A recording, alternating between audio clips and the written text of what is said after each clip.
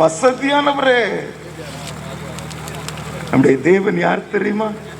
வசதியானவர், எல்லாம் உரியவர். இந்த உலகத்தில் உள்ள எல்லா பிரச்சனைகளுக்கும் அவரிடத்துல பதிலுண்டு. என்கிட்ட ஒண்ணுமே கிடையாது, அவர்கிட்ட எல்லாவற்றுக்கும் பதில் உண்டு. அவரை தேடி போங்க. ஐயா, நான் எப்படி உதவி செய்ய? இந்த வழிப்போக்கரின் ஆலயத்தில் நாங்க இருக்கிறோம். இந்த வழியில போற மக்கள் எவ்வளவு தேவையோடு போறாங்க, என்னென்ன பாரத்தோடு போறாங்க எனக்கு தெரியல. எப்படி நான் உதவி செய்யறது? அவன் போற வேகம் அவனை நிப்பாட்ட கூட முடியாது. அவன் தேவை என்ன எனக்கு தெரியாது.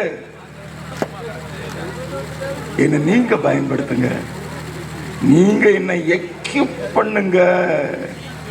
கடவுள்கிட்ட மண்டாடி ஜெபிக்கணுமா? எதுக்கு தெரியுமா?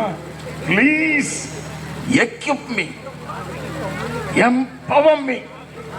இந்த தேசத்தினுடைய தேவை ஜாஸ்தி இருக்கப்பா, என்னால முடியாது, நீர் தான் செய்யணும். என்ன பயன்படுத்துங்க. எப்படி பயன்படுத்த போறீங்க எனக்கு தெரியாதப்பா. நீங்க பயன்படுத்துங்க. அந்த கடவுளை தேடி போங்க. என்கிட்ட ஒண்ணுங்கிறத ஒத்துக்கோங்க, அவற்றை கேளுங்க. உங்களை சுற்றி இந்த கிராமத்தில் உங்களை தேவன் பயன்படுத்துவார். 30 குடும்பம் எவ்வளவு நாள்ல 300 குடும்பம் ஆகும் என்று சொல்ல முடியாது. உங்களை இந்த மக்கள் மத்தியில பயன்படுத்துவாரு. அநேகருக்கு ஆசீர்வாதமா எடுத்து உபயோகிப்பாரு. தேடி போங்க. நம்ம எதுக்கு போறோம்? எனக்கு ஒரு வீடு வேணும்யா, பக்கத்துல இன்னொரு 5 சென்ட் நிலம் கிடைச்சா நல்லது இல்லையா? என் பிள்ளை நல்லா படிச்சிடணும், எல்லாம் தேவைதான். ஆனா கடவுள் சொன்னாரு, மண்டாடி கேளுங்க. எதுக்காக தெரியுமா? உங்களை எக்யூப் பண்றதுக்காக, மற்றவங்களுக்கு உங்களை பயனுள்ள கருவியா பயன்படுத்துவதற்காக. கேளுங்க. இந்த வழிப்போக்கர் ஆலயம், இதுக்கு ஒரு பெரிய ரெஸ்பான்சிபிலிட்டி உண்டு. மக்களுடைய தேவைகளை நாங்க சந்திக்கணும்ப்பா. எப்படி எங்களை பயன்படுத்த போறீங்க? எங்களை நீங்க எடுத்து உபயோகிக்கணும். எல்லாம் உரிய நண்பரிடம் போங்க, அவர்கிட்ட சொல்லுங்க, என்கிட்ட ஒண்ணுமே இல்லையா. சரி ஐயா சொன்னாங்களா, கோயிலை கட்டும் போது அஸ்திபாரத்தை போட்டு விட்டாச்சு. அவங்க உதவி செஞ்சாங்க, இவங்க உதவி செஞ்சாங்க. யார் யாரெல்லாம் உதவி செய்வாங்க நமக்கு தெரியாது. அவர் செய்வார். அவரை சார்ந்துக்கோங்க.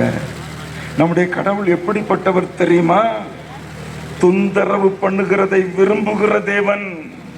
நடு ராத்திரி போய் நீ கதவை தட்டுறத விரும்புகிற தேவன். சரியா?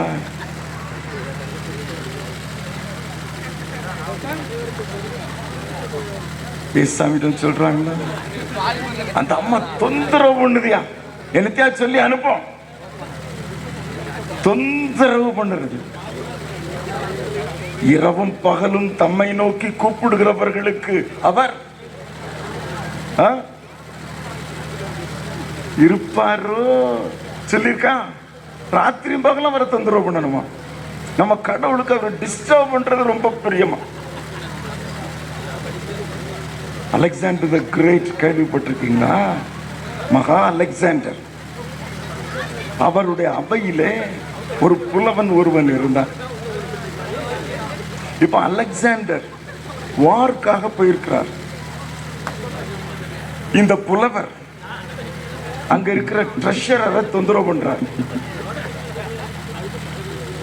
எனக்கு ரொம்ப கடன் இருக்கு, அந்த கடனை அடைக்கணும், இந்த பணத்தை கொடு சொல்றாங்க. அது இப்போ உள்ள பணத்துக்கு பல கோடி அமெரிக்கன் டாலர்ஸுக்கு ஈக்குவல் ஆனது.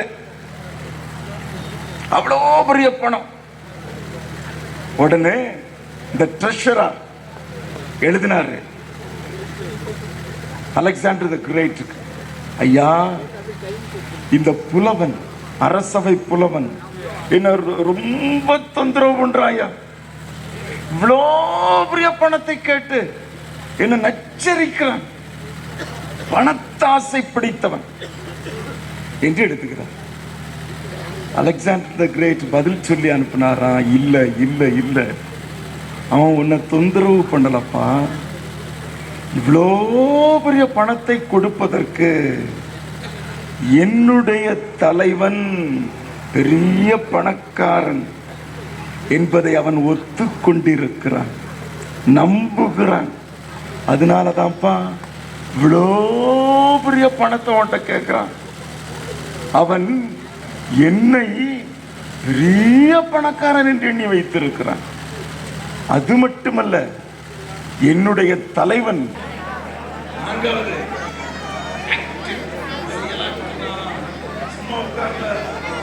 தேடி போனா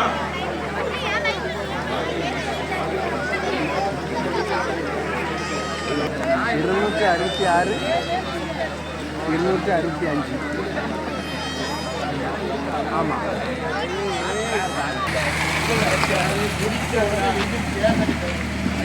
இப்பொழுதும் நம்மையும் நம்முடைய காணிக்கையும் அர்ப்பணிக்கும்படியாக நாம் யாவரும் எழுந்து நின்று கீதங்களும் கீர்த்தனைகளும் 293 பாடுவோம்.